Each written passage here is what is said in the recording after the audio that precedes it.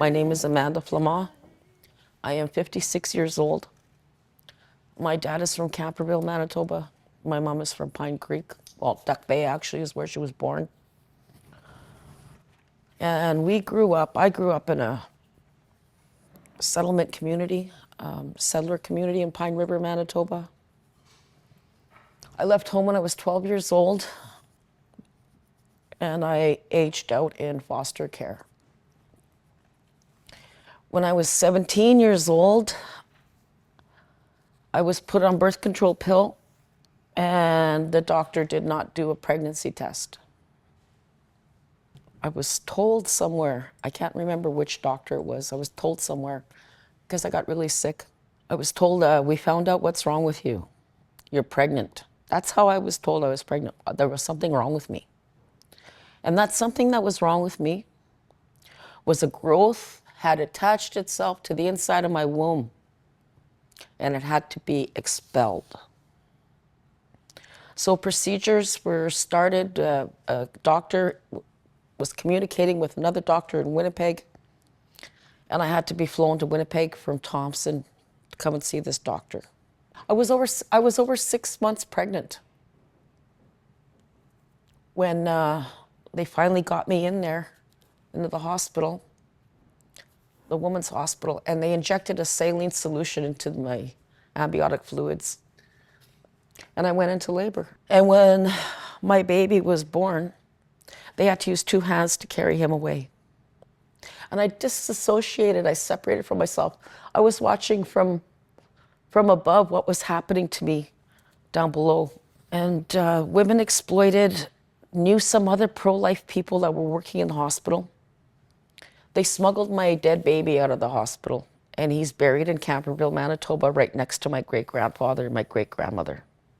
He's the only aborted baby that we knew of at the time that had been given a burial. But I wasn't a part of that. My mom and my aunties had the baby smuggled out of the hospital and gave it a burial in camp. And it wasn't until I found out that baby was buried that it really connected in my mind that it was a baby and it's a burial and something terribly, terribly wrong had happened to me.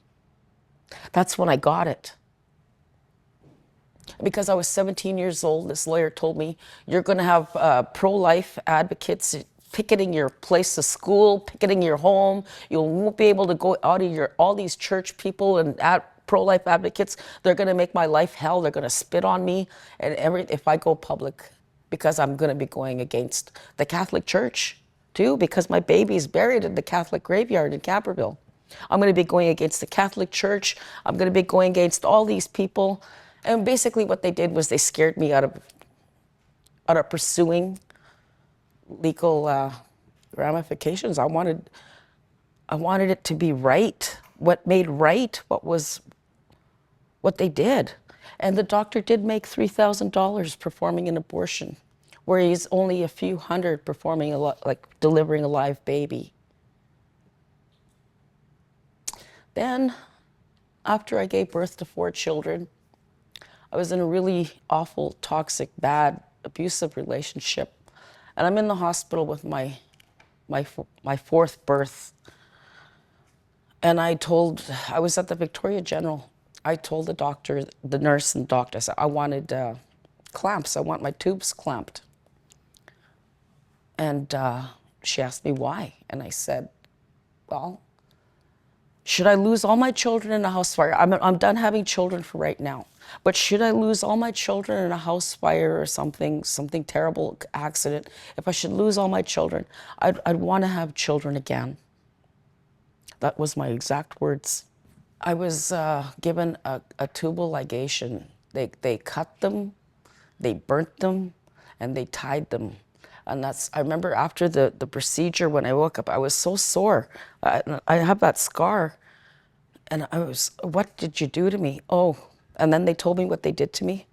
I was just overcome with incredible grief. Like, this is it. They took the first one, and now I'm never going to have any more. This is it. And it still really is hard to sit with sometimes.